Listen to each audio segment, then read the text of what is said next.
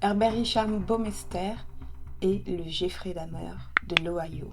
Herbert a sévi de 1980 à 1994 et Jeffrey Dahmer de 1978 à 1991. Plongeons ensemble dans cette histoire sordide.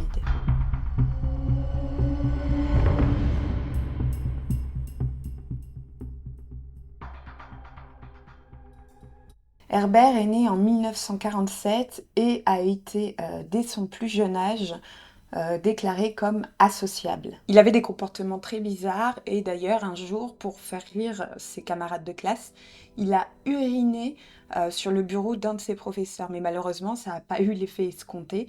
Au contraire, ses camarades l'ont complètement rejeté. Il continue jusqu'en 1960 ses études, mais arrête cette année-là. Il commence alors les emplois à répétition, il travaille en tant qu'imprimeur, il travaille chez BMW et il travaille aussi dans la commission des armes à feu. Mais à chaque fois, il est viré de son travail pour des comportements bizarres. Et d'ailleurs, dans l'un de ses travaux, il a uriné sur des lettres qu'il avait reçues et qui lui plaisaient pas. En 1971, il se marie avec Julie Setter et ils ont 3 enfants ensemble qui s'appellent Marie, Eric et Emily. En 1980, il déménage donc dans une nouvelle propriété, une nouvelle maison qui s'appelle Fox Hollow Farm à Indianapolis. La propriété est composée donc d'une maison principale, il y a un pool house et une petite dépendance. Et c'est une propriété de 8 hectares, c'est énorme. Herbert et Julie vivent vraiment le rêve américain et ils ouvrent 3 boutiques de friperie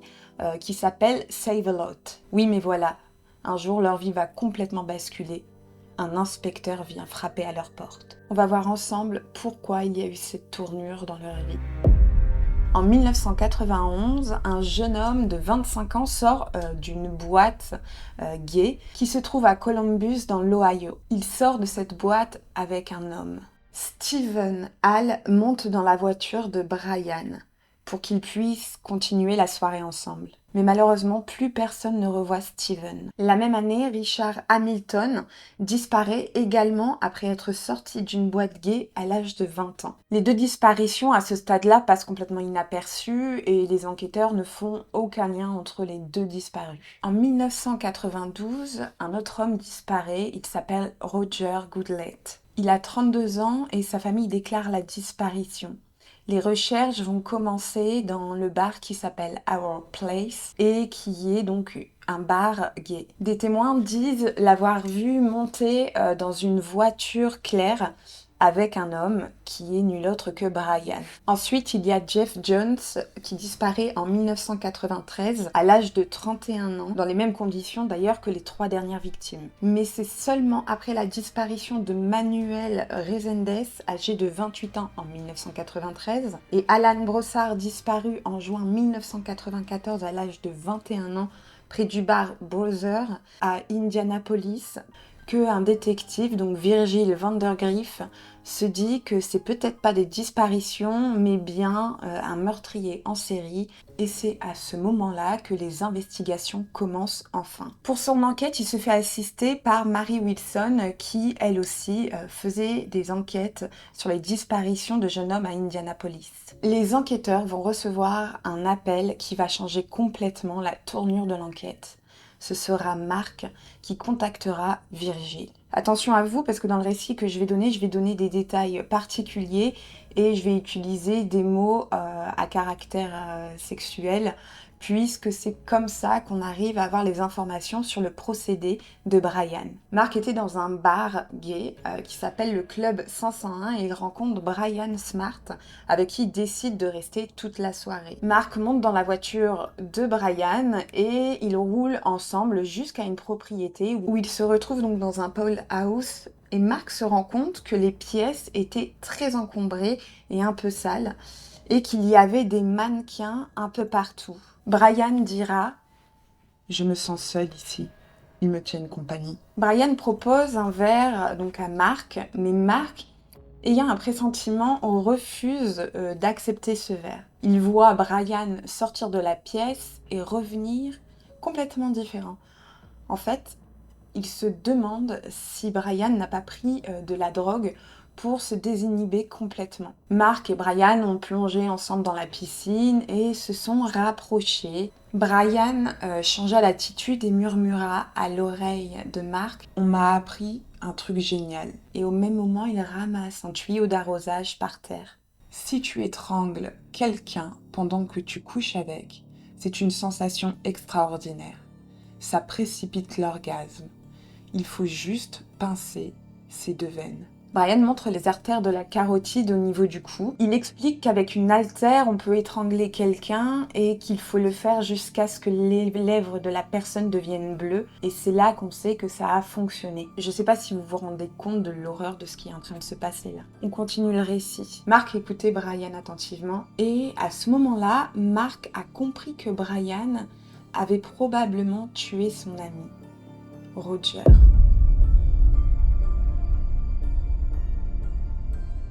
Brian s'allongea donc sur le canapé et guida Mark pour qu'il enroule le tuyau autour de son cou. Et pendant que Mark l'étranglait, Brian se masturbait. Mark a fait cette action en fait pour savoir jusqu'où ce jeu pouvait aller.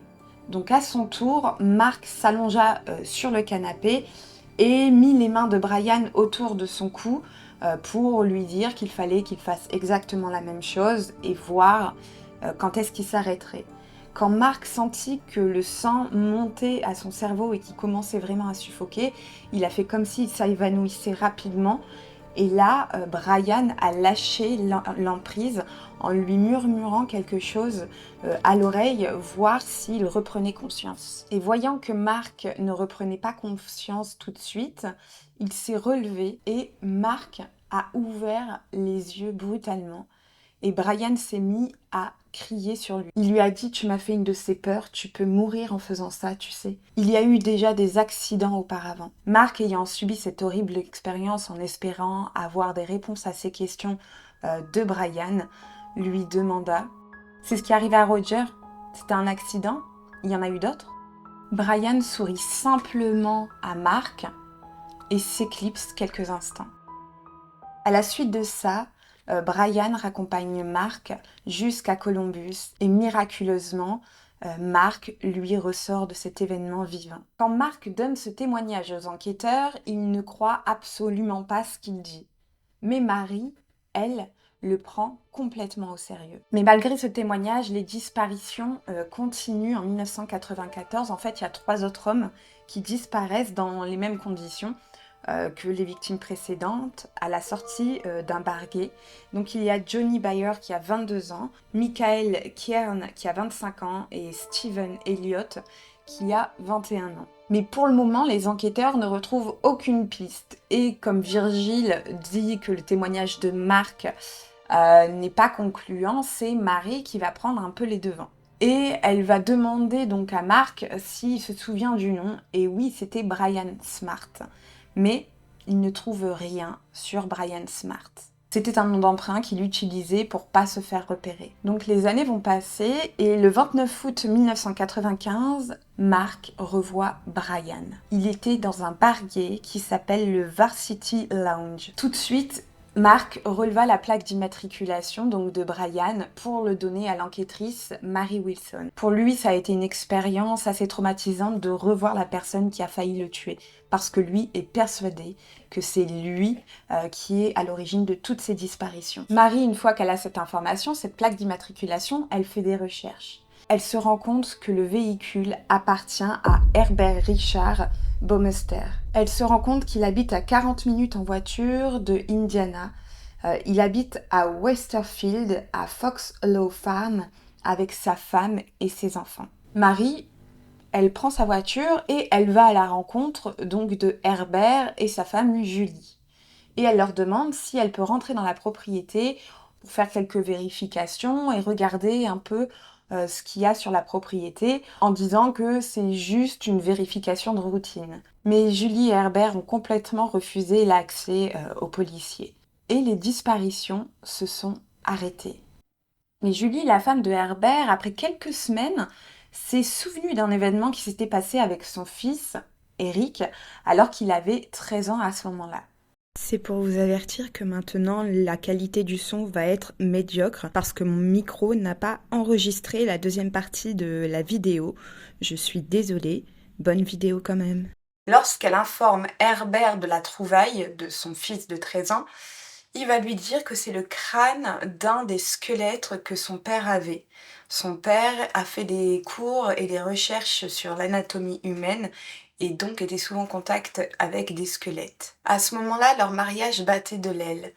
Elle dira plus tard qu'elle a eu que 6 rapports sexuels avec son mari pendant 20 ans. Et en plus de ça, les boutiques que Herbert avait ouvertes en friperie, Save a Lot, commençaient tout doucement à décliner. Le chiffre d'affaires était de moins en moins bon. Elle avait averti son mari qu'elle voulait divorcer et elle passait très peu de temps chez eux ces derniers temps. Julie appela les enquêteurs pour accepter qu'ils fassent une fouille sur la propriété en l'absence de son mari. Elle accepte cette fouille en juin 1996. Les enquêteurs, en commençant les fouilles, sont tombés sur des crânes, des os, des morceaux d'os brisés.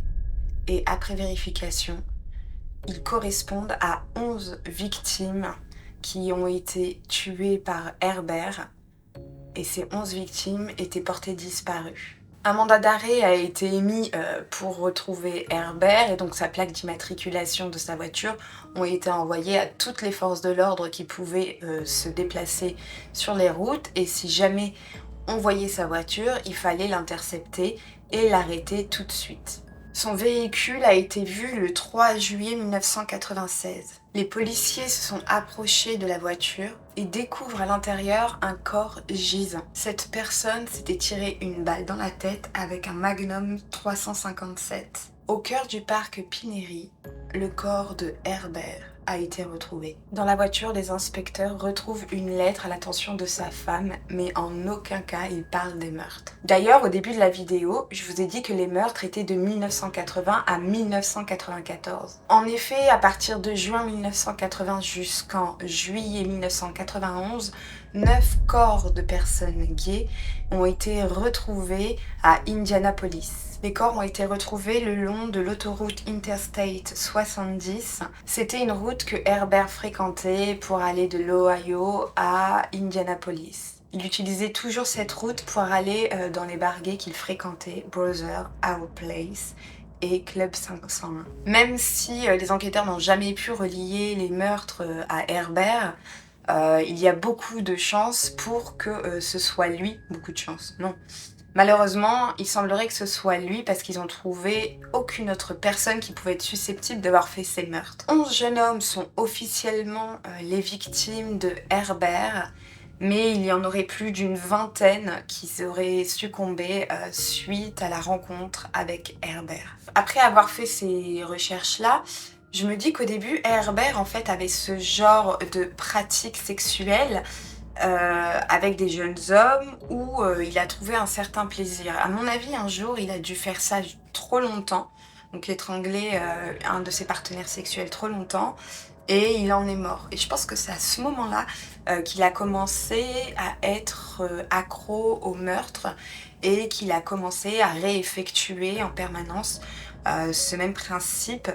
Et donc on a trouvé encore plus de plaisir, à éprouver encore plus de plaisir à faire ce genre d'acte. Et au début, il les jetait, je pense, sur l'autoroute par peur de se faire repérer. Et au bout d'un moment, comme il se sentait intouchable parce que personne n'arrivait à relier les meurtres les uns avec les autres et encore moins à lui, étant donné qu'il donnait un nom d'emprunt, Brian Smart, et ben il a commencé à amener ses futures victimes chez lui. D'ailleurs, ça a mis un peu de temps pour qu'on sache que Brian Smart est Herbert, parce que Mark, quand il est reparti de la propriété de Brian, donc de Herb, en fait, il était tellement sous le choc qu'il n'a pas pensé à regarder quoi que ce soit. Tout ce qu'il voulait, lui, c'était rentrer en vie à Indianapolis pour pouvoir reprendre sa vie. Et c'est pour ça que c'est que quelques années après qu'il a relevé l'immatriculation en le recroisant par hasard, donc dans un bar gay. Marc, qui était une des personnes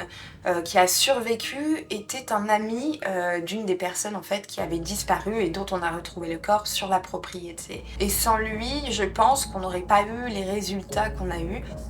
Et que les enquêteurs ont eu quand même beaucoup de chance d'avoir quelqu'un qui était rescapé et qui a pu donner des informations et surtout qu'ils le retrouvent quelques années plus tard dans un bar. C'est quand même ouf et il faut savoir à partir du moment où les enquêteurs ont été voir Herb et Julie pour leur dire qu'ils avaient des doutes sur Herb, les meurtres ont arrêté donc en 1995 jusqu'en 1996, le moment où on retrouve le corps de Herb dans sa voiture, et bien il n'y a eu aucun meurtre. Donc il savait là qu'il était fiché, fliqué. Et au moment où il a su qu'il allait être pris en étau et que c'était trop tard pour lui, il a préféré se suicider plutôt que d'assumer les actes qu'il a fait. Je vous remercie d'avoir regardé cette vidéo jusqu'ici. Merci de liker, de vous abonner et de partager. Et surtout, regardez toujours autour de vous lorsque vous partez avec un inconnu.